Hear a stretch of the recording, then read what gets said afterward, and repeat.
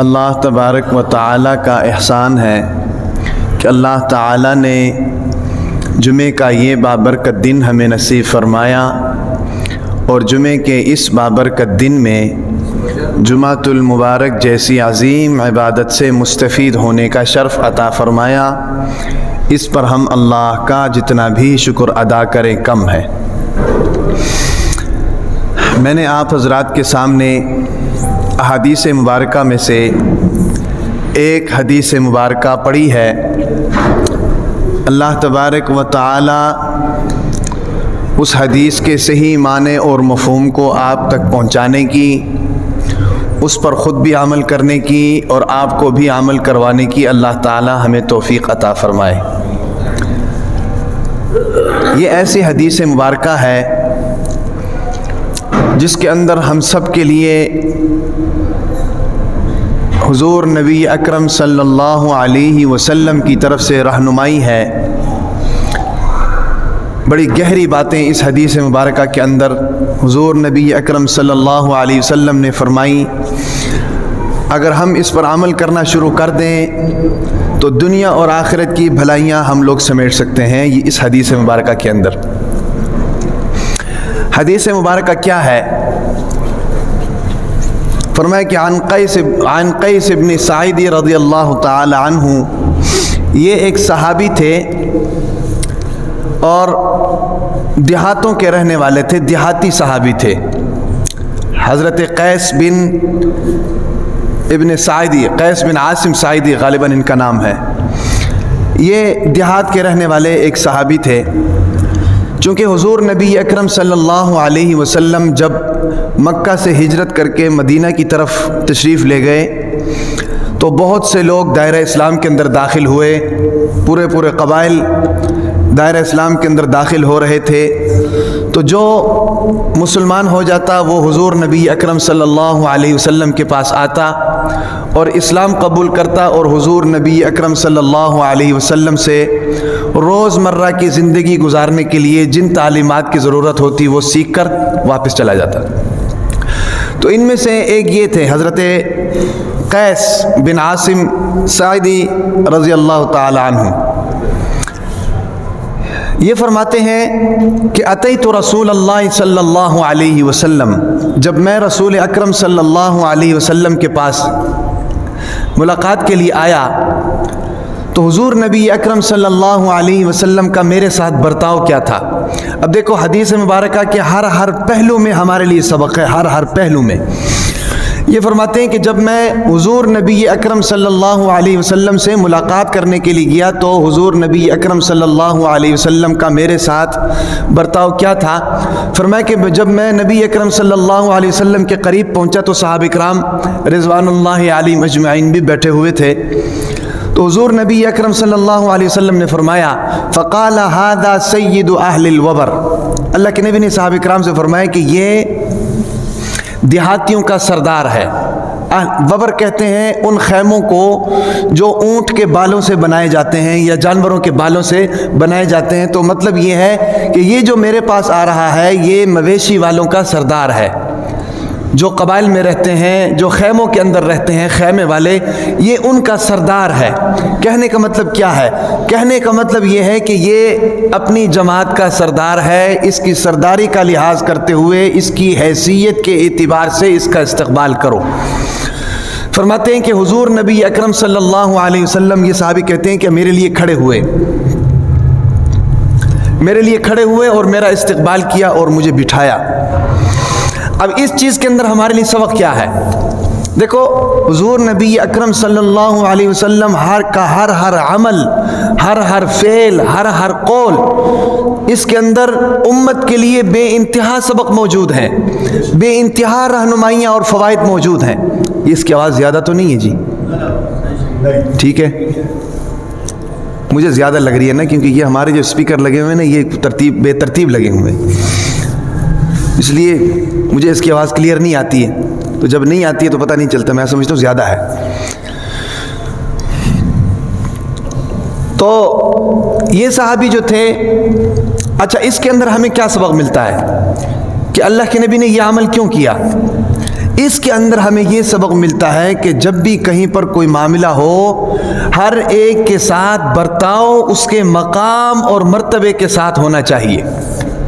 ہر ایک کے ساتھ برتاؤ اس کے مقام اور اس کے مرتبے کے ساتھ ہونا چاہیے، تاکہ اس کی عزت نفس مجروح نہ ہو، لوگوں کے سامنے وہ بے حیثیت ظاہر نہ ہو۔ سمجھ آ رہی کہ نہیں؟ دیکھو نا، جو ہم روز مرہ کے معاملات میں کئی لوگوں سے ملتے ہیں، کئی لوگوں سے معاملات ہوتے ہیں، تو ہر ایک کے ساتھ میل جول میں ہمارا فرق ہونا چاہیے، کون کس کیٹیگری کا آدمی ہے، کون کس حیثیت کا آدمی ہے۔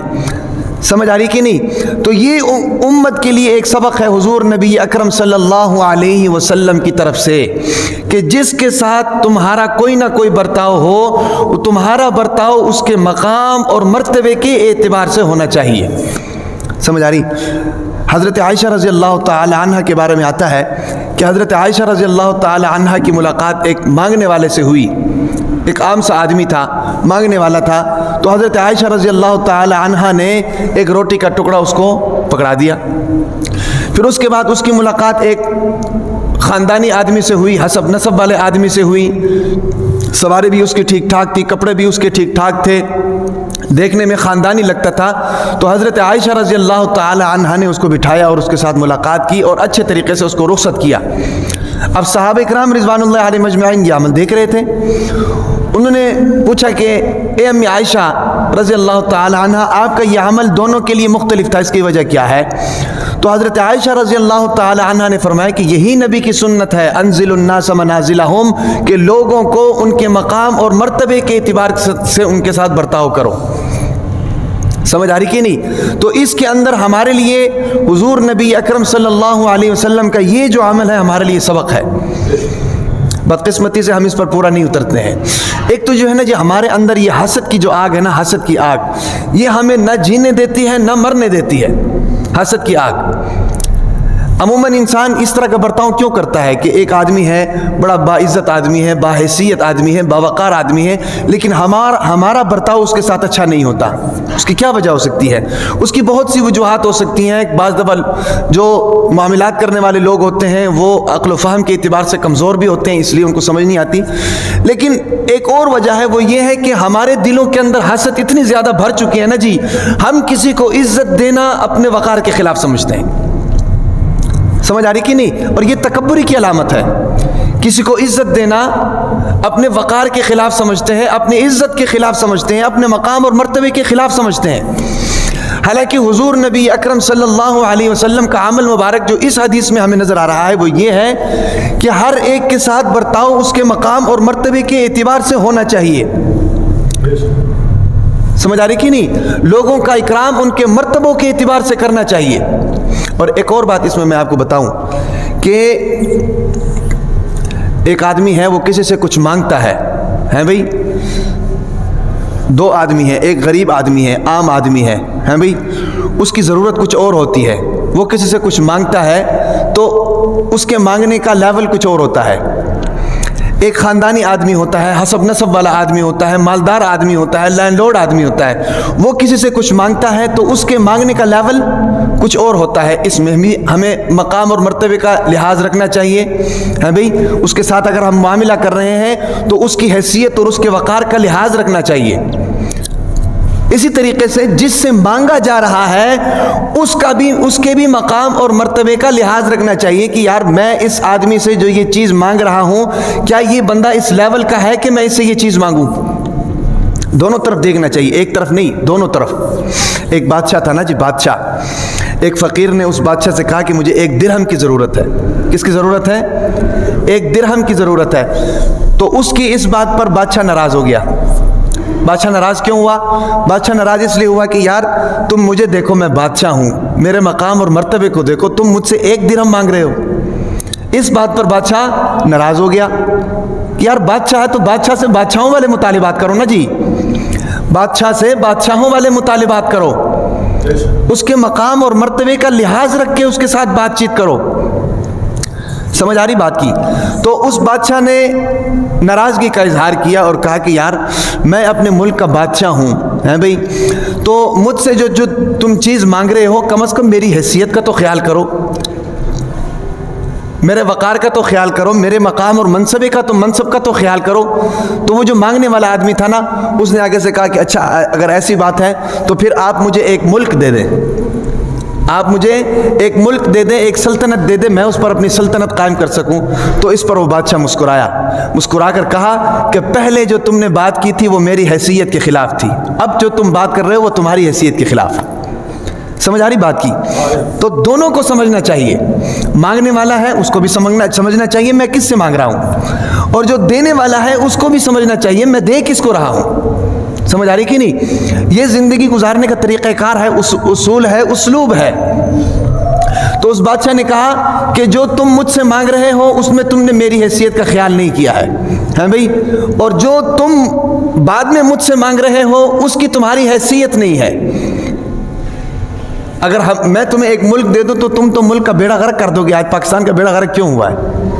پاکستان کا بیڑا غرق اس لیے ہوا ہے نا کہ ملک کی بھاگ دوڑ، اقتدار جو ہے نااہل لوگوں کے ہاتھ میں رہی ہے، ان کی نااہلی کا نتیجہ ہے پاکستان بیڑا غرق ہو گیا پاکستان کا۔ سمجھ آ رہی بات کی کوئی کہ نہیں؟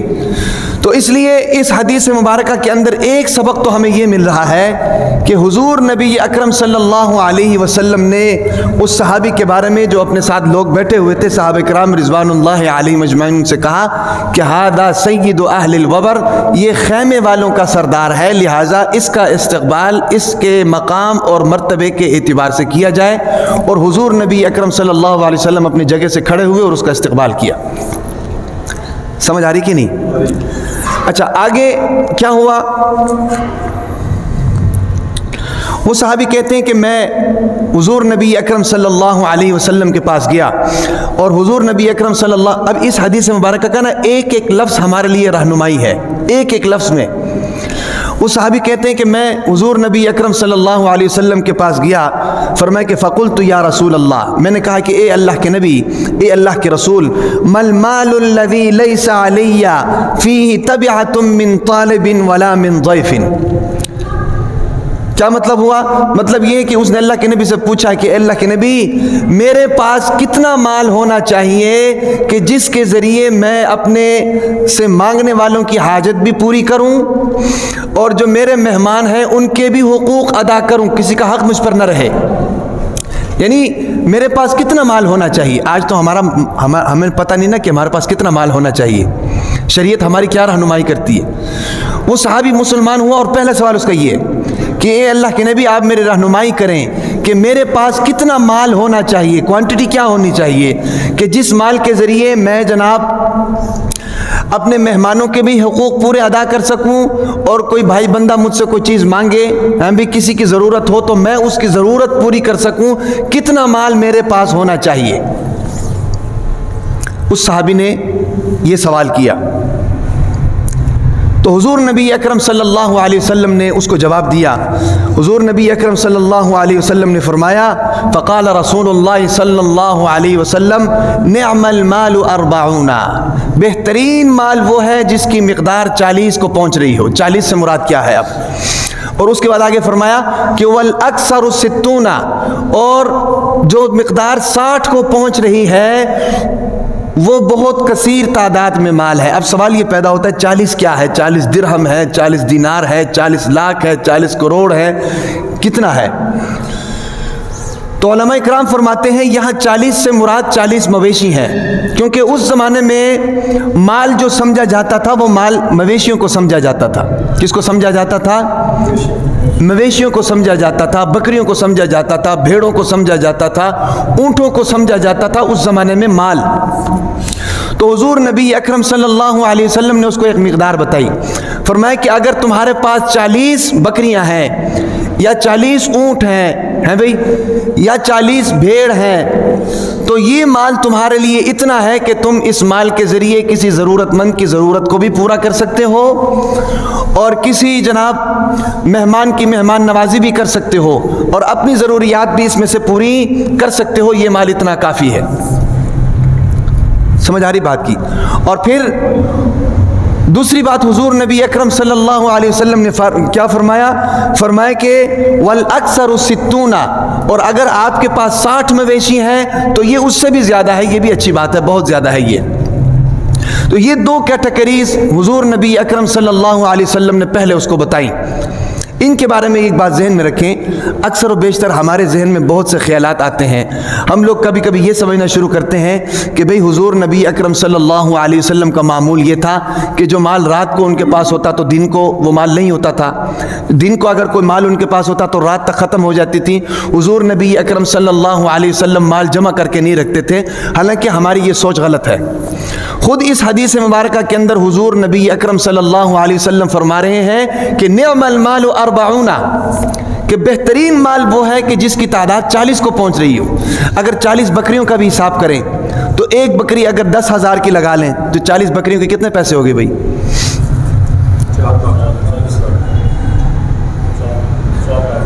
4 لاکھ روپے بن گئے. ایک بکری کا اگر 10,000 روپے لگائیں تو 40 بکریوں کے کتنے بن گئے؟ 4 لاکھ بن گئے. اور اگر 60 بکریاں ہوں تو کتنے بن گئے؟ 6 لاکھ روپے بن گئے. آپ اندازہ لگائیں. یعنی حضور نبی اکرم صلی اللہ علیہ وسلم کا کہنے کا مطلب یہ ہے کہ اگر 4 لاکھ روپے تمہارے پاس ہمیشہ پڑے رہے تو کوئی مسئلہ نہیں. 6 لاکھ روپے بھی تمہارے پاس پڑے رہے تو کوئی مسئلہ نہیں.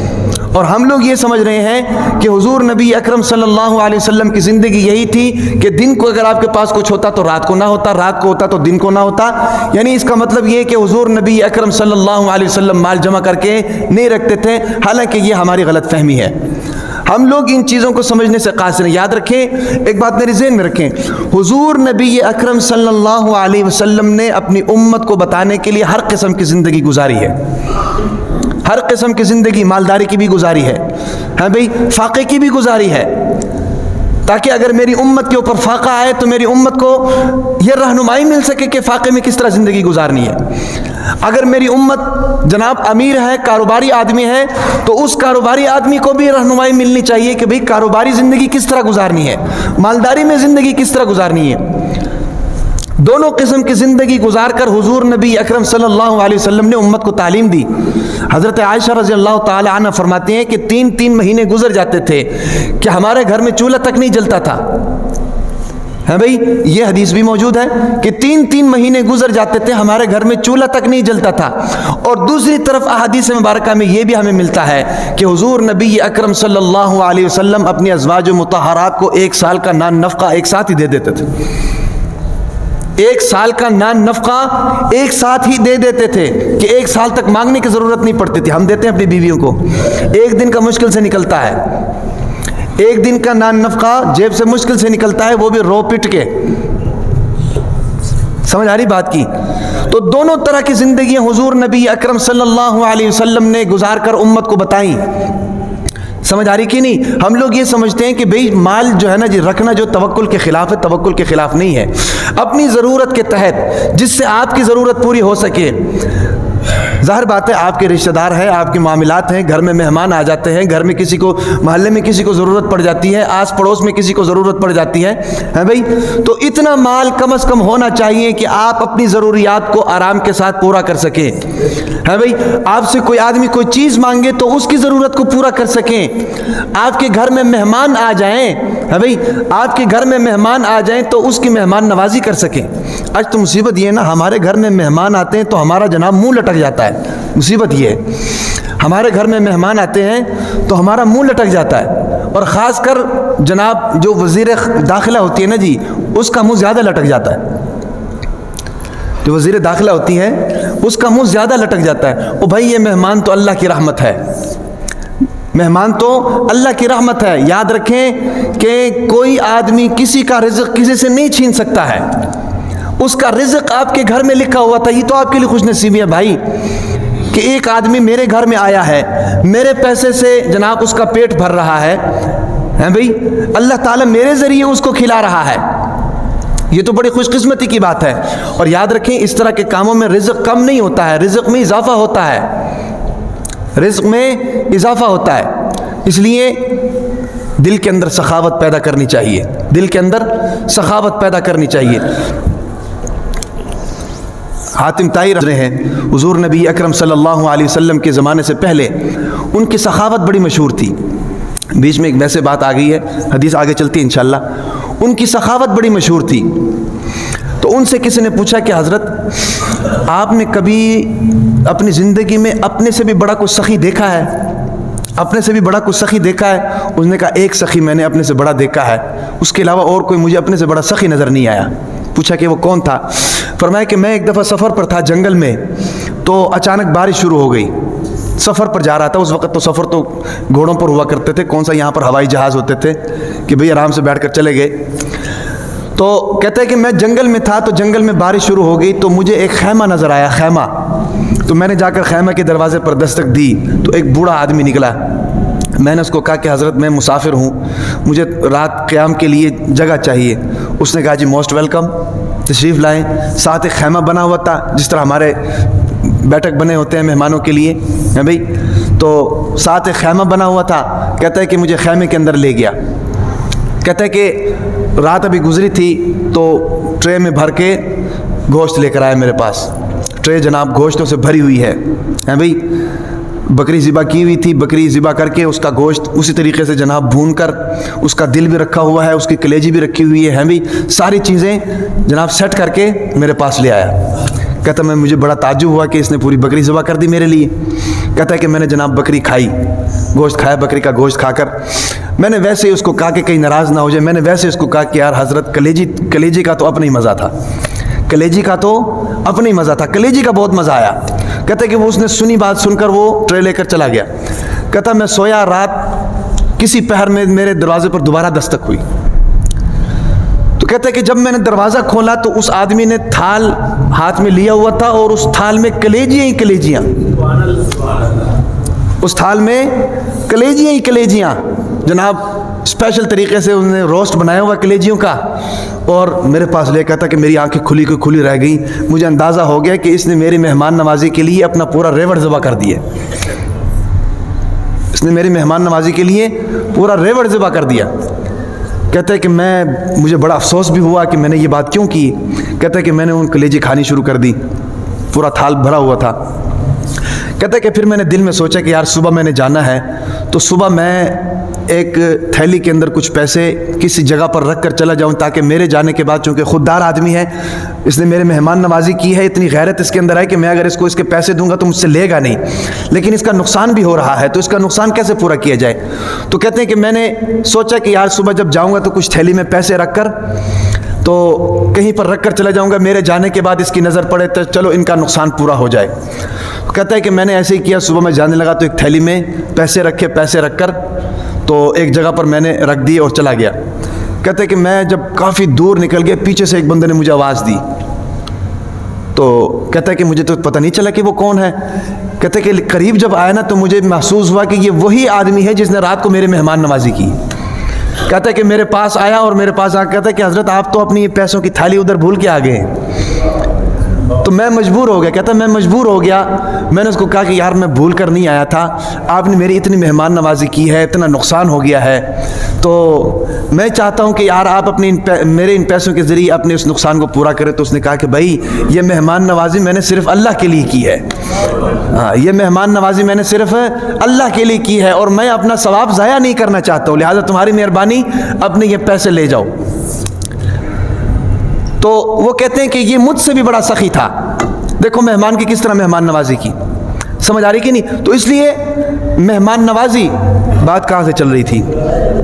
ہاں اس لیے مہمان نوازی ہونی چاہیے۔ مہمان اگر گھر میں آ گیا نا جی، تو اس کے آنے سے خوشی کا اظہار ہونا چاہیے، اس کو اچھے طریقے سے ویلکم ہونا چاہیے، اچھے طریقے سے اس کو بٹھانا چاہیے، اچھے طریقے سے اس کی مہمان نوازی کرنی چاہیے، سمجھ آ رہی کہ نہیں؟ اور یہ اللہ کی رضا کے لیے کرنا چاہیے، اس سے آپ کے مال میں برکت ہوگی، مہمان تو خوش ہوگا، رشتہ داری مضبوط ہوگی، تعلق مضبوط ہوگا، لیکن سب سے بڑی فائدے کی بات یہ ہے کہ اللہ تعالیٰ کی رضامندی ہوگی، اللہ تعالیٰ کے مخلوق کو آپ جناب کھانا کھلائیں گے۔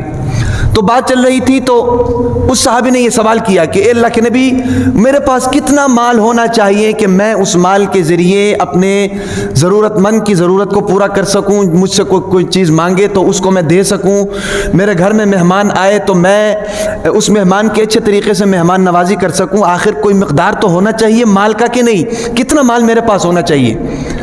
تو حضور نبی اکرم صلی اللہ علیہ وسلم نے اس کو یہ جواب دیا، فرمایا کہ نعم المال 40، سب سے بہترین یہ ہے کہ مال کی مقدار 40 ہونی چاہیے۔ اب 40 سے مراد ظاہر بات اس زمانے میں مال مویشی مراد لیے جاتے تھے، بکریاں مراد لی جاتی تھیں، تو اس سے مراد یہ ہے کہ 40 بکریاں اگر کسی کے پاس ہو گئیں تو اس کا ٹھیک ٹھاک گزارا ہو سکتا ہے۔ یہ ایک کوانٹٹی مقدار حضور نبی اکرم صلی اللہ علیہ وسلم نے بتائی تھی۔ اور پھر فرمایا کہ وَالْأَكْثَرُ 60، اگر کسی کے پاس 60 کی تعداد کے مطابق مال ہے تو وہ بھی ٹھیک ہے، وہ بھی ٹھیک ہے، اس سے بھی اس کی ضرورت پوری ہو جائے گی۔ اگر مقدار 60 کو پہنچ جائے تو اس کے لیے اس پر کوئی وبال نہیں ہے۔ پھر حضور نبی اکرم صلی اللہ علیہ وسلم نے تیسری بات جو ارشاد فرمائی وہ کیا ہے؟ فرمایا کہ وَوَيْلٌ لِّأَصْحَابِ الْمِئِينَ، ہلاکت ہے ان لوگوں کے لیے جن کا مال 100 کی تعداد کو پہنچ گیا ہے۔ اب یہاں 100 کی تعداد سے مراد بھی یہی ہے کہ جن کے پاس 100 بکریاں ہیں، جن کے پاس 100 اونٹ ہیں بھئی، جن کے پاس جناب 100 بھیڑ ہیں، ان کے لیے حضور نبی اکرم صلی اللہ علیہ وسلم نے فرمایا کہ ہلاکت ہے۔ اب ہلاکت کا کیا مطلب ہے؟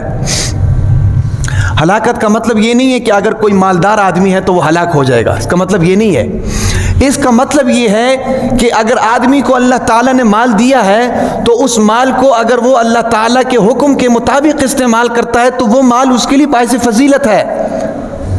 لیکن اگر اللہ تعالیٰ نے اس کو مال دیا ہے اور وہ مال اللہ کے حکم کے مطابق استعمال نہیں کرتا، تب جا کر حضور نبی اکرم صلی اللہ علیہ وسلم نے فرمایا کہ وَوَيْلٌ لِّأَصْحَابِ الْمِئِينَ، وہ مال اس کے لیے باعث ہلاکت ہے۔ سمجھ آ رہی میری بات کی؟ وہ مال اس کے لیے باعث ہلاکت ہے۔ اب دیکھو نا جی، ہم لوگ بہت سی فضائل سنتے ہیں بھئی، مال اللہ کا فضل ہے، تاجر کو جناب اللہ تعالیٰ صدیقین، شہداء، صالحین کے ساتھ اٹھائیں گے، بہت سے فضیلتیں سنتے ہیں نا۔ یہ فضیلتیں ان لوگوں کے لیے ہیں جن کو اللہ نے مال دیا ہے اور وہ مال اللہ کے راستے میں خرچ کرتے ہیں۔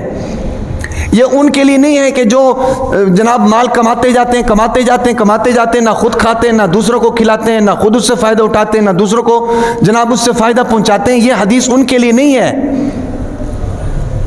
یہ ان کے لیے ہے کہ جن کو اللہ نے مال دیا ہے، تجارت کرتے ہیں، تاجر ہیں، لیکن وہ اپنے اس مال سے غریب کو بھی فائدہ پہنچاتے ہیں، وہ اپنے اس مال سے حاجت مند کی ضرورت کو بھی پورا کرتے ہیں، وہ اپنے اس مال سے مہمان کی مہمان نوازی بھی کرتے ہیں۔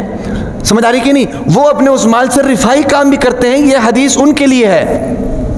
ہمارے ایک ساتھی ہیں، وہ بھی اسی طریقے سے مالدار ہیں، ادھر سے بھی پلاٹ خرید لیا، ادھر سے بھی پلاٹ خرید لیا، ادھر سے بھی پلاٹ خرید لیا، لیکن اگر آپ ان کو دیکھو گے تو آپ کو ایسا لگے گا کہ یار میری جیب میں جو ہے یہ بھی میں اس کو دے دوں۔ پھٹے پرانے کپڑے ہیں بھئی۔ دیکھو حضور نبی اکرم صلی اللہ علیہ وسلم نے کیا فرمایا کہ ان اللہ یحب، اللہ تعالیٰ یہ پسند کرتے ہیں کہ اللہ تعالیٰ کے دیے ہوئے مال کا اثر ظاہر ہو۔ سمجھ آ رہی کہ نہیں؟ یہ اللہ تعالیٰ کو پسند ہے۔ ان اللہ جمیل و یحب الجمال، اللہ تعالیٰ خود خوبصورت ہے اور خوبصورتی کو پسند کرتے ہیں۔ جو مال اللہ تعالیٰ نے دیا ہے نا جی، وہ مال آپ کے جناب جسم کے اوپر ظاہر ہو، وہ مال آپ کے رہن سہن سے ظاہر ہو، یہ اس مال کا شکر ہے، اور پھر اللہ کا شکر ادا کریں۔ ایسا نہیں ہے کہ اللہ نے آپ کو مال دیا ہے جناب، نہ اس کو آپ خود استعمال کریں، نہ رشتہ داروں سے فائدہ اٹھائیں۔ تو اس صحابی کو اللہ کے نبی نے یہ فرمایا کہ وَوَيْلٌ لِّأَصْحَابِ الْمِئِينَ، ان لوگوں کے لیے ہلاکت ہے جو مال جمع کر کے رکھتے ہیں جناب، صندوق بھرے۔ آپ کسی کے گھر میں جا کر دیکھ لیں، کسی کے گھر میں جا کر دیکھ لیں جناب، ان کا جو سٹور ہوتا ہے جناب ایسے بھرا پڑا ہوتا ہے کہ آپ حیران ہو جائیں گے۔ اب کوئی بھی ایسی چیز نہیں ہوتی جس سے وہ فائدہ اٹھا رہے ہیں۔ ایک چیز پڑی ہوئی ہے، وہ پڑی ہوئی ہے بس، بھئی اس کو بیچتے کیوں نہیں ہو، اس کو پھینکتے کیوں نہیں ہو، کسی کو دیتے کیوں نہیں ہو، کسی کو فائدہ اس سے کیوں نہیں پہنچاتے ہو؟ تو آگے سے کہتے ہیں یار ہماری ضرورت ہو سکتی ہے، ہو سکتا ہے اگلے سال ضرورت پڑ جائے، مہینے بعد ضرورت پڑ جائے۔ کسی کے سٹور میں گھس کر دیکھیں آپ، اور بھائی اللہ تعالیٰ پر یقین نہیں ہے، اگلے سال ضرورت پڑ گئی تو اللہ تعالیٰ اور دے دیں گے۔ کسی اور کی تو ضرورت پوری ہونی چاہیے کہ نہیں؟ کسی اور کی ضرورت پوری ہونی چاہیے، کسی اور کو اس سے فائدہ پہنچنا چاہیے۔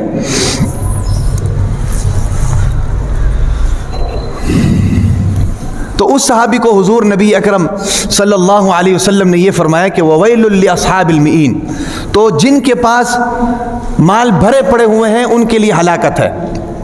اور پھر حضور نبی اکرم صلی اللہ علیہ وسلم نے آگے فرمایا کہ الا من اعطى الکریمہ، مگر وہ آدمی جس کو اللہ نے مال بہت زیادہ دیا ہوا ہے، ہیں بھئی ارب پتی آدمی ہے، لیکن اگر وہ آدمی اپنے مال میں سے خوبصورت مال اللہ کے راستے میں دے رہا ہے، اللہ کے راستے میں دے رہا ہے۔ اب دیکھو یہاں پر ایک اور سبق ہمیں مل گیا کہ اللہ کے راستے میں جو دو وہ مال عمدہ ہونا چاہیے، سمجھ آ رہی نا؟ اللہ کے راستے میں جو دو وہ مال عمدہ ہونا چاہیے۔ اور آگے کیا فرمایا؟ وَمَنْحَ الْغَزِيرَ، اور ایسا جانور وہ اللہ کے راستے میں دیتا ہے کہ وہ دودھ کے اعتبار سے بھی بہترین ہوتا ہے، دودھ زیادہ دیتا ہے مالدار۔ اور پھر آگے کیا فرمایا کہ وَنَحَرَ السَّمِينَ، اور ایسے جانور کو ذبح کرتا ہے کہ جو جسم کے اعتبار سے بھی فربا ہوتا ہے، موٹا تازہ ہوتا ہے، اس کو ذبح کرتا ہے، خود بھی کھاتا ہے، مالداروں کو بھی کھلاتا ہے۔ اس کے لیے ہلاکت نہیں ہے، اس کے لیے یہ مال باعث فضیلت ہے، جیسے میں نے ابھی بتایا آپ کو۔ سمجھ آ رہی کہ نہیں؟ تو یہاں سے ایک اور بات ہمیں معلوم ہو رہی ہے کہ اللہ کے راستے میں جو چیز دو وہ چیز بہترین ہونی چاہیے، اعلیٰ کوالٹی کی ہونی چاہیے۔ ہمارے یہاں ہوتا کیا ہے؟ ہمارے یہاں ہمیشہ اللہ کے راستے میں مردے کی چیزیں دیتے ہیں۔ ہمارے یہاں ہمارے معاشرے میں یہ ہوتا ہے، جب مر جائے نا جی اس کے کپڑے اللہ کے راستے میں دیتے ہیں۔ یہ ہمارے معاشرے کا کلچر ہے۔ حالانکہ اللہ تعالیٰ نے قرآن مجید میں کیا فرمایا کہ لن تنالوا البر حتى تنفقوا مما تحبون، تم نیکی کو اس وقت تک نہیں پہنچ سکتے جب تک تم اپنی پسندیدہ چیز اللہ کے راستے میں نہ دو۔ ہاں، ایک صحابی تھے، جب یہ آیت اتری نا دوڑے دوڑے اللہ کے نبی کے پاس آئے اور اللہ کے نبی کو کہا اللہ کے نبی میرا ایک باغ ہے، مجھے بڑا خوبصورت ہے، مجھے اس سے بڑی محبت ہے، میں اس نیکی کو حاصل کرنا چاہتا ہوں، اس کو اس باغ کو اللہ کے راستے میں دینا چاہتا ہوں۔ ہاں، صحابہ کرام جو تھے نا فوراً عمل کرنے والے تھے، ہماری طرح جناب تعویلیں کرنے والے نہیں تھے، سوچنے والے نہیں تھے، فوراً انقلابی قدم اس کو کہتے ہیں۔ قرآن کی آیت اتری لن تنالوا البر حتى تنفقوا مما تحبون، نیکی اگر حاصل کرنا چاہتے ہو پسندیدہ چیز دو۔ صحابی آئے، انہوں نے کہا کہ اللہ کے نبی مجھے باغ بہت پسند ہے، اللہ کے راستے میں دینا چاہتا ہوں۔ ایک صحابی آئے اور آ کر کہا کہ اللہ کے نبی یہ میرا گھوڑا ہے، میرے اور بھی بہت سے گھوڑے ہیں لیکن یہ گھوڑا مجھے بہت پسند ہے، یہ گھوڑا مجھے بہت۔ اور عرب کے لوگوں میں گھوڑے کی بڑی ویلیو ہوتی تھی، گھوڑے کی اور اونٹ کی بڑی ویلیو ہوتی تھی۔ فرمایا کہ یہ گھوڑا اور عربی النسل گھوڑا یہ مجھے بہت پسند ہے، میں اس کو اللہ کے راستے میں دینا چاہتا ہوں۔ سمجھ آ رہی کہ نہیں؟ تو اس لیے جو چیز آپ کو زیادہ، ہمارے یہاں ہوتا ہے کیا ہے، گھر میں سالن جناب خراب ہو جاتا ہے، جب تک خراب نہیں ہوتا وہ کسی کو دیتے نہیں ہے، جب خراب ہو جائے نا پھر ان کو اللہ کا ڈر آتا ہے کہیں ضائع نہ ہو جائے، لو جی باہر غریب آ گیا تو غریب کو دے دو، اور بھائی غریب کو خراب ہونے سے پہلے دے دو، کپڑے پھٹ جاتے ہیں، پرانے ہو جاتے ہیں، پھر خیال آتا ہے کہ کس کو دے دو۔ تو یہ ہماری کم علمی ہے، غلط فہمی ہے۔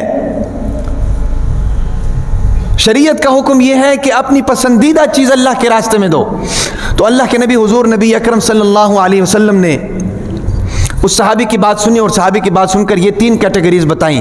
سب سے پہلی فرمایا کہ نعم الاربعون، نعم المال اربعون، سب سے بہترین مال وہ ہے جس کی تعداد 40 کو پہنچ جائے، اور سب سے بہترین مال، اور اس کے بعد فرمایا کہ والاکثر 60، اگر 60 کو پہنچ جائے تو یہ بھی بہت ہے، اور تیسرا فرمایا کہ وویل للمئین وویل لاصحاب المئین، کو جس کا مال سینکڑوں کی تعداد میں پہنچ جائے، 100 کی تعداد کو پہنچ جائے، اس کے لیے ہلاکت ہے، اور ہلاکت بھی اس صورت میں کہ وہ مال جناب قارون کی طرح جمع کرتا رہے، کسی کو فائدہ نہ پہنچائے۔ قارون کا کیا حشر ہوا تھا؟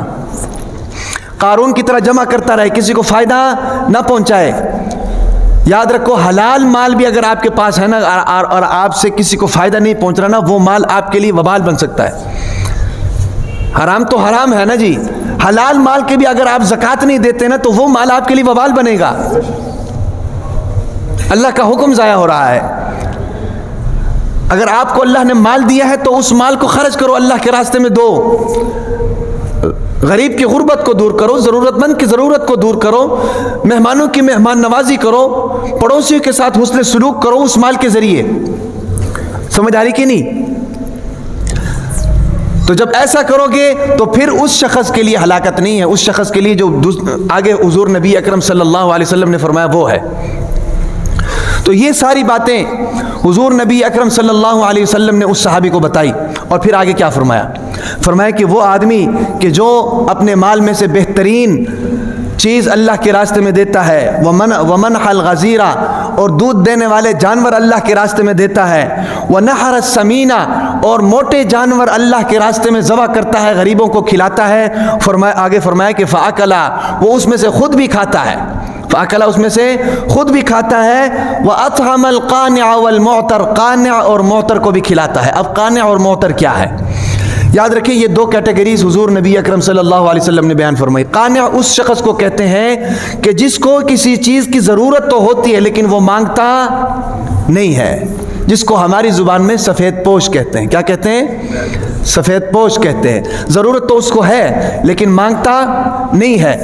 اس کا ذکر اللہ تعالیٰ نے بھی قرآن میں کیا ہے، حضور نبی اکرم صلی اللہ علیہ وسلم نے بھی حدیث میں کیا ہے، اور پہلے ذکر کیا ہے۔ فرمایا کہ خود بھی کھاتا ہے، واطعم القانع، اور قانع کو بھی کھلاتا ہے، سفید پوش کو بھی کھلاتا ہے، اور دوسرا فرمایا کہ والمعتر، معتر کو بھی کھلاتا ہے۔ معتر کون ہوتا ہے؟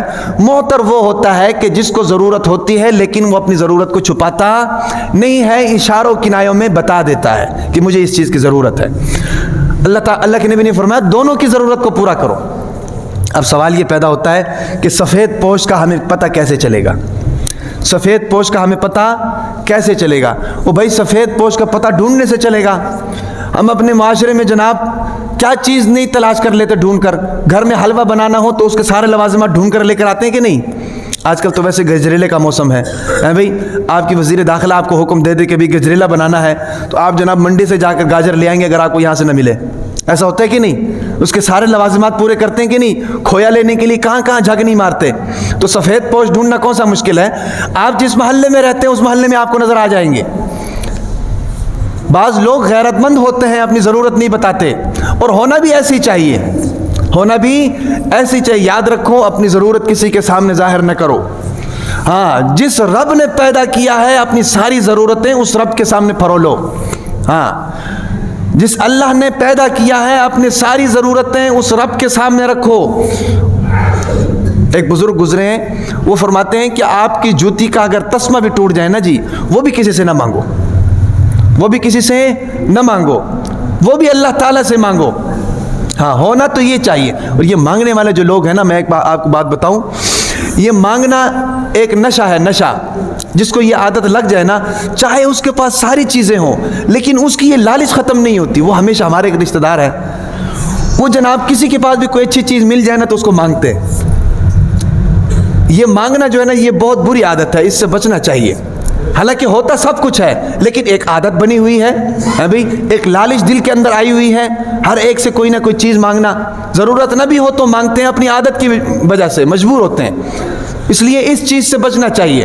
اپنی ساری ضروریات ہمیں چاہیے کہ ہم اللہ کے سامنے ذکر کریں۔ سمجھ آ رہی؟ باقی رہا وہ لوگ جو یہاں پر سگنل کے سامنے کھڑے ہو کر مانگتے ہیں، بعض حضرات اس بارے میں بھی سوال کرتے ہیں کہ ان کو کیا کرنا چاہیے، دینا چاہیے یا نہیں دینا چاہیے۔ یاد رکھو ایک بات، مفتی تقی عثمانی دامت برکاتہم العالیہ اپنے ایک واقعہ سناتے ہیں اپنی کتاب کے اندر۔ وہ فرماتے ہیں کہ میں اپنے والد صاحب کے ساتھ گاڑی میں بیٹھ کر جا رہا تھا، کتاب کا مطالعہ کر رہا تھا، تو اتنے میں ایک مانگنے والا آیا، تو وہ فرماتے ہیں میرے والد صاحب نے جیب میں سے کچھ نکال کر اس کو دیا۔ تو فرماتے ہیں کہ میں نے اپنے والد صاحب سے کہا کہ بھائی والد حضرت، یہ تو مستحق تو نہیں ہے، آپ نے اس کو دے دیا، یہ تو مانگنے والا ہے، پیشہ ور ہے، مستحق تو نہیں ہے، آپ نے اس کو دے دیا۔ فرماتے ہیں میرے والد صاحب نے مجھے کہا کہ ہم کہاں مستحق تھے، اللہ تعالیٰ نے ہم کو بھی تو دیا ہوا ہے، ہم کہاں مستحق تھے، اللہ تعالیٰ نے ہم کو بھی تو دیا ہوا ہے۔ اس لیے حتی الامکان کوشش یہ ہونی چاہیے کہ آپ کی تحقیق ہو۔ اگر تحقیق نہیں ہے، سگنل پر کو کھڑا ہے، اللہ کے نام پر آپ سے مانگنا ہے تو اس کی طرف نہ دیکھو بھائی، اللہ کی طرف دیکھ کر اس کو دے دو۔ ہاں، مانگ اللہ کے نام پر رہا ہے نا جی، مانگ کس کے نام پر رہا ہے؟ اللہ کے نام پر رہا ہے، تو پھر اللہ تعالیٰ کی وجہ سے اس کو دے دو بس۔ ہاں، اگر اللہ کے نام پر نہیں مانگ رہا تو اس کو سائڈ پہ کر دو، لیکن جب اس نے یہ کہہ دیا نا کہ اللہ کے نام پر کچھ دے دو، تو پھر تو ایک مسلمان کی غیرت گوارا نہیں کرتی۔ ہاں، جس نے پیدا کیا ہے اس کے نام پر اگر کوئی چیز اس سے مانگے، ہو سکتا ہے اس کی ضرورت ہو، اور پھر ہمیں اس بارے میں تحقیق بھی نہیں ہے کہ وہ مستحق ہے یا نہیں ہے۔ اگر مستحق نہیں ہے بھائی، چلو اللہ کے نام پر مانگ لیا ہم نے، اس کو دے دیا، لیکن اگر ہم نے اس کو نہ دیا اور واقعے میں وہ مستحق ہوا، پھر اس کے بارے میں ہم سے پوچھا جائے گا کہ نہیں؟ واقعی میں اگر وہ مستحق ہوا تو پھر اس کے بارے میں پوچھا جائے گا۔ تو اس لیے میری تو رائے یہ ہے کہ ان لوگوں کو دے دینا چاہیے اگر اللہ کے نام پر کوئی مانگے تو۔ اچھا جی، بات کہاں سے چل رہی تھی جی؟ تو قانع سے چل رہی تھی۔ حضور نبی اکرم صلی اللہ علیہ وسلم نے فرمایا کہ فَأَكَلَ، خود بھی کھاتا ہے، وَأَطْعَمَ الْقَانِعَ وَالْمُعْتَرَ، اور جناب قانع اور معتر کو بھی، سفید پوش کو بھی دیتا ہے۔ اب سفید پوش لوگ کہتے ہیں کہ ڈھونڈا نہیں جا سکتا، تو یہ لوگوں کی غلط بات ہے۔ ایک محلے میں بندہ رہتا ہے نا، تو جناب محلے کی خواتین ہی اتنی تیز ہوتی ہیں، ساری محلے کی باتیں پتہ ہوتی ہیں سب کو، سمجھ آ رہی کہ نہیں؟ تو اس لیے سفید پوش کو ڈھونڈنا کوئی مشکل نہیں ہے، سفید پوش کو ڈھونڈا کریں اور ڈھونڈ کر جناب اس کی ضرورت کو پورا کیا کریں۔ مثال کے طور پر قربانی ہوتی ہے، قربانی میں بھی آپ لوگ مشاہدہ کرتے ہیں، بعض لوگ ہوتے ہیں وہ آپ سے نہیں مانگتے لیکن ان کو ضرورت ہوتی ہے، اس وقت دیکھا کرو کہ بھائی اس نے قربانی کی ہے کہ نہیں، سمجھ آ رہی کہ نہیں؟ بعض غیرت مند لوگ ہوتے ہیں نہیں مانگتے ہیں وہ۔ ایک اصول ذہن میں رکھیں کہ آپ کسی سے کوئی چیز مانگے نہیں، اور اگر آپ سے کوئی چیز مانگے تو اس کو منع نہ کریں، سمجھ آ رہی کہ نہیں؟ آپ کسی سے کوئی چیز مانگے نہیں، حتی الامکان کوشش کریں، ہاں اگر کوئی بہت زیادہ مجبوری ہوگی تو وہ ایک الگ بات ہے، کوشش یہ کریں کہ کسی سے کوئی چیز نہ مانگے، اللہ سے مانگے، سمجھ آ رہی کہ نہیں؟ ہاں، دینے والی ذات اللہ کی ہے۔ کوشش یہ کریں کسی سے کوئی چیز نہ مانگے، اور کوشش یہ کریں کہ اگر آپ سے کوئی چیز مانگے تو اس کی ضرورت کو کوشش کریں کہ پورا کریں، سمجھ آ رہی کہ نہیں؟ دونوں میں آپ کے لیے اجر ہوگا انشاءاللہ۔ ہاں، جب اللہ سے مانگیں گے تو اللہ راضی ہوں گے۔ بھائی اللہ تعالیٰ جتنا مانگنے والا ہوتا ہے نا، اس سے اللہ تعالیٰ راضی ہوتے ہیں کہ میرا بندہ مجھے سے تو مانگ رہا ہے اور کسی سے نہیں مانگ رہا۔ پیدا میں نے کیا، ضرورت بھی میں نے پوری کرنی ہے۔ بھائی دیکھو اللہ نے پیدا کیا، پیٹ لگایا کہ نہیں؟ ہاں بھائی، دانت کھانے کے لیے دیے کہ نہیں؟ یا دکھانے کے لیے دیے ہیں؟ دکھانے کے لیے ہاتھی کے دانت ہوتے ہیں، انسانوں کے دانت کھانے کے لیے ہوتے ہیں۔ تو اللہ تعالیٰ ظاہر بات ہے ضروریات بھی پوری کریں گے، رزق بھی اللہ تعالیٰ پورا کریں گے۔ ہاں، تو اللہ تعالیٰ سے مانگے، کسی کی زیادتی کی طرف دیکھ کر حسد دل کے اندر پیدا نہ کریں۔ حسد دل کے اندر یاد رکھیں، اگر ہمارے دل میں حسد پیدا ہو جائے نا تو ہماری زندگی نہیں گزر سکتی، ہم پریشان رہیں گے ساری زندگی۔ تو اس حدیث مبارکہ کے اندر فرمایا کہ فَأَكَلَ، خود بھی کھاتا ہے، وَأَطْعَمَ، اور وَأَطْعَمَ الْقَانِعَ، لوگوں کو بھی کھلاتا ہے۔ لوگوں میں ایک لوگ ہوتے ہیں سفید پوش۔ ہاں، قربانی میں نے آپ کو کہا، قربانی میں آپ دیکھتے ہیں کہ بہت سے لوگ ایسے ہوتے ہیں کہ جو خود بھی قربانی نہیں کرتے ہیں، ان کے گھر کے دروازے بند ہوتے ہیں۔ تو ایسے صورتحال میں آپ لوگوں کو پہچاننا چاہیے اور ان تک گوشت پہنچائیں۔ اور بعض لوگ آپ نے دیکھا ہوگا کہ قربانی نہیں کرتے لیکن قربانی جہاں ہو رہی تھی وہاں اس طرح ہو کے کھڑے ہو جاتے ہیں، ہوتے ہیں کہ نہیں؟ اس طرح ہو کے کھڑے ہو جاتے ہیں۔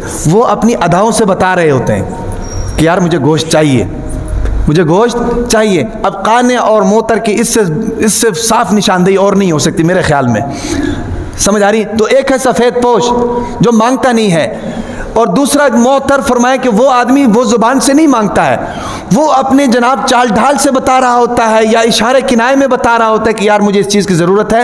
تو حضور نبی اکرم صلی اللہ علیہ وسلم نے فرمایا کہ دونوں کو کھلائیں۔ جو شخص مالدار ہے، ٹھیک ٹھاک لینڈ لورڈ ہے، وہ مالداری اس کے لیے وبال تو بن سکتی ہے، لیکن اگر وہ اپنی اس مالداری کے ساتھ ساتھ اپنے اس مال سے اللہ کی مخلوق کو فائدہ پہنچا رہا ہے تو وہ مالداری اس کے لیے باعث فضیلت ہے، سمجھ آ رہی کہ نہیں؟ ایسے تاجر کے لیے حضور نبی اکرم صلی اللہ علیہ وسلم نے فرمایا کہ قیامت کے دن صدیقین، شہداء اور صالحین کے ساتھ کھڑا ہوگا۔ تو یہ ساری باتیں حضور نبی اکرم صلی اللہ علیہ وسلم نے اس صحابی سے کی ہیں۔ یہ حدیث میں بتا رہا تھا شروع سے لے کر ابھی تک۔ آپ حضرات تشریف نہیں لاتے نا جلدی، اس لیے آپ کو جناب سر کا پتہ نہیں چلتا، پاؤں کو آپ کی سمجھ میں نہیں آتے۔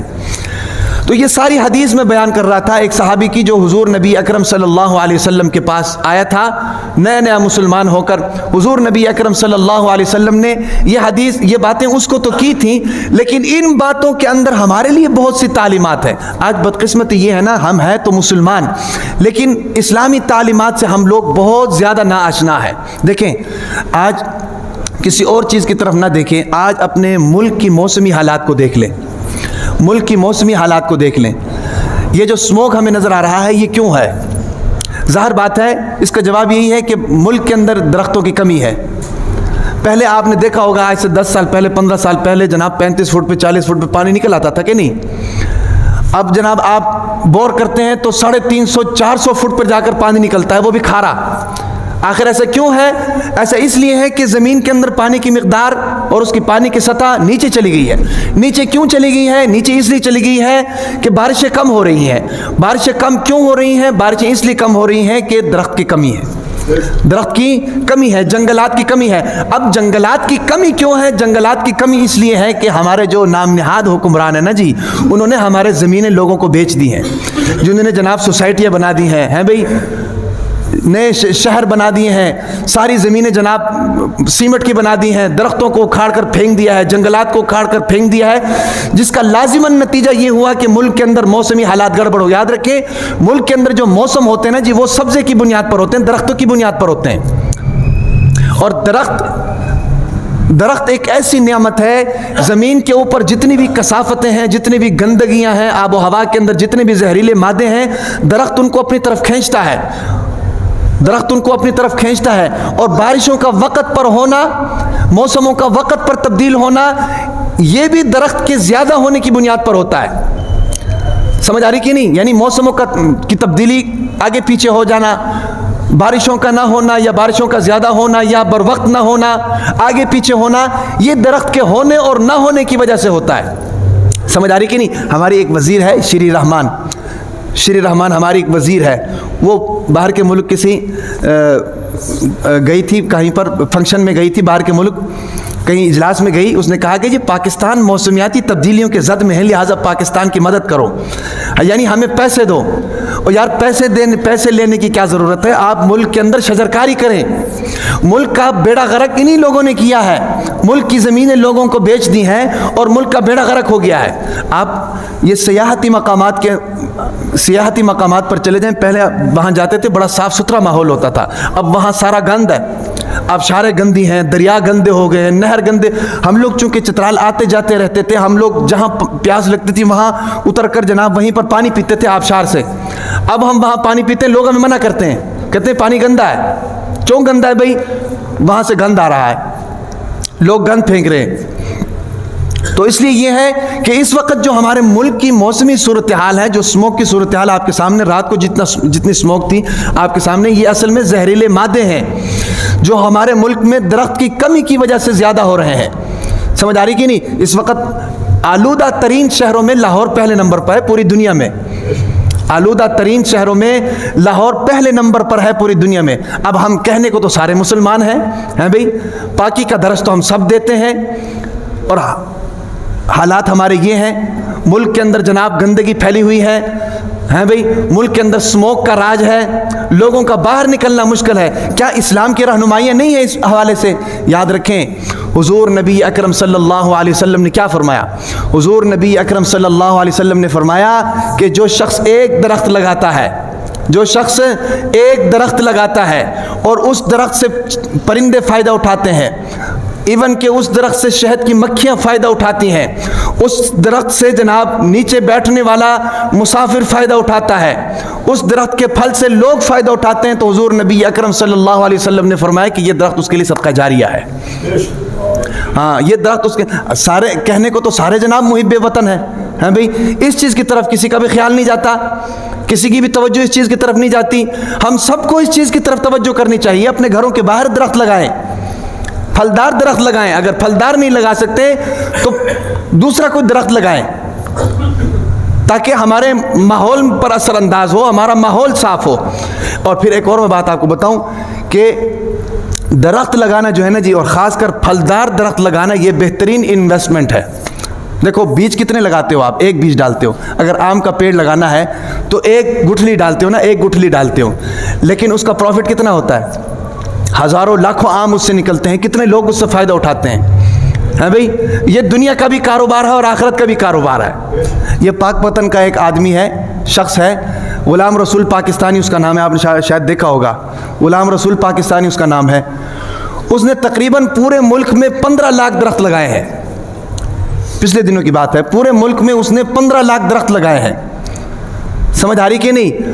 اور کراچی سے لے کر پشاور تک اور لاہور تک ریلوے اسٹیشن کا جو ٹریک ہے اس کے اوپر جناب وہ درخت لگا رہا ہے. سمجھ آ رہی نا؟ تو یہ ہم سب کا فرض ہے کہ ہم اپنے ماحول کو صاف رکھیں. اور حضور نبی اکرم صلی اللہ علیہ وسلم نے منافقین کی جو نشانیاں بتائی نا جی، اس میں سے ایک نشانی کیا بتائی ہے؟ وَإِذَا تَوَلَّى سَعَى فِي الْأَرْضِ لِيُفْسِدَ فِيهَا وَيُهْلِكَ الْحَرْثَ وَالنَّسْلَ، کہ جب منافقین جاتے ہیں نا تو جا کر وہ جناب ہر چیز کو تہو تیغ کر دیتے ہیں، فساد مچاتے ہیں، لوگوں کی کھیتیوں کو تباہ کر دیتے ہیں، لوگوں کے درختوں کو تباہ کر دیتے ہیں. سمجھ آ رہی کہ نہیں؟ تو یہ منافقت کی نشانی ہے. صحیح مسلمان وہ ہے کہ جو پاکی کو پسند کرے، اپنے ماحول کو صاف رکھے، اچھی چیز کھائے، اچھی چیز پیے، اور لوگوں کو بھی اچھی چیز کھلائے اور اچھی چیز پلائے. سمجھ آ رہی کہ نہیں؟ تو اس لیے یہ ہے کہ اس بارے میں بھی ہمیں سوچنا چاہیے کہ ہمارے ملک کے اندر جو اس وقت یہ موسمی حالات خراب ہو رہے ہیں، دیکھیں دسمبر کے اندر بارشیں ہوتی تھی کہ نہیں؟ دسمبر میں بارشیں ہوتی تھیں، ابھی تک بارش نہیں ہو رہی. چترال میں جناب دسمبر کے اندر روڈ بند ہوتے تھے برف باری سے. چترال میں، ہم تو چونکہ چترال کے رہنے والے ہیں، ہمیں تو وہاں کا پتہ ہے، چترال کے اندر دسمبر کے مہینے میں بارشوں کی وجہ سے روڈ بند ہوتے تھے. اب اس بارش کا فائدہ کیا ہوتا تھا؟ بارش کا فائدہ یہ ہوتا تھا کہ جو برف جناب پہاڑوں میں جمتی تھی اس کا پانی گرمیوں میں لوگ استعمال کرتے تھے.